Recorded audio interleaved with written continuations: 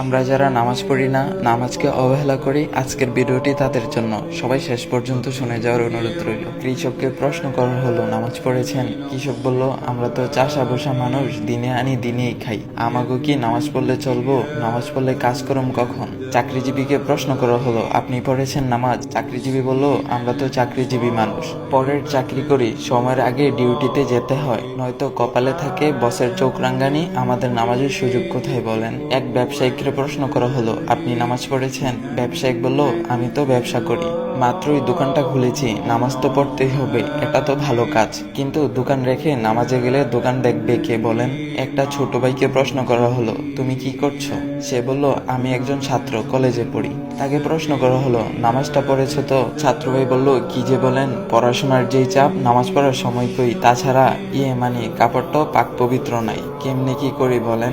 এইভাবেই কিছু মানুষ নানা রকমের অজুহাত দেয়। মহান রবের সবচেয়ে বড় একটি হুকুম মান্য করা থেকে তারা নিজেকে বাঁচিয়ে রাখতে চায়। হঠাৎ একদিন খবর পাওয়া যায়, চাষি রহমত আলী আর নেই।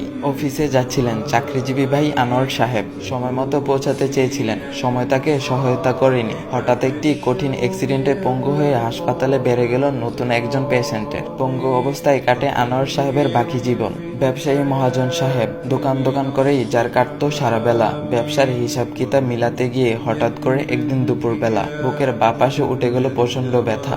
নামাজ পড়ার সময় ছিল না যেই লোকটির, আল্লাহকে দেওয়ার মতো সময় কখনো হয়ে ওঠেনি। হ্যাঁ, তিনি হসপিটালে নেওয়ার আগে চলে গেলেন ওপারে। আর হে, ওই যে যুবক ছাত্র ভাইটি, নামাজে যার ছিল চির গাফলতি, অল্প বয়সে ক্যান্সারে সেও চলে গেলেন একদিন। বড় আশা ছিল তার জীবনকে নিজের মতো করে সাজাবে। জীবনের রং রস গন্ধে মাতাল ছিল তার মন, আল্লাহকে চেনার মতো সময় ছিল না তারও। এখন আমরা কি ভাবছি? আমরা কি সেই চাষি রহমত আলী?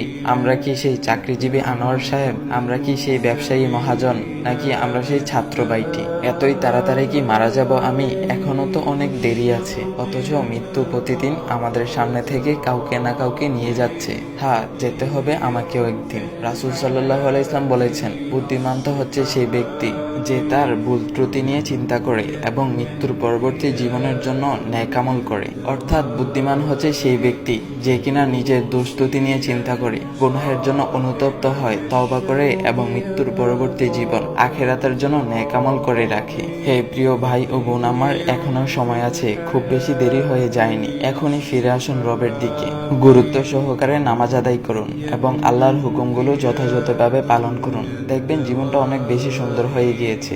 আল্লাহর পক্ষ থেকে সাহায্য আসতেছে, আর জান্নাতের নাজ নিয়ামত সেটা তো আপনার জন্যই অপেক্ষা করতেছে। আল্লাহ তাআলা আমাদের সবাইকে 5 ওয়াক্ত নামাজ পড়ার তৌফিক দান করুক, সবাই বলি আমিন। তো গাইস, এই ভিডিওটা সবাই সবার কাছে শেয়ার করে দিবা, আর এমন ইসলাম ভিডিও পাওয়ার জন্য ভাইয়ের আইডিটা ফলো করে দিয়ে যাবা। ভাইয়ের আইডি নাম হচ্ছে ইসমি নাইম। তো গাইস, নতুন কোনো ইসলাম ভিডিও আসা পর্যন্ত সবাই ভালো থাকবেন। আল্লাহ হাফেজ গাইস।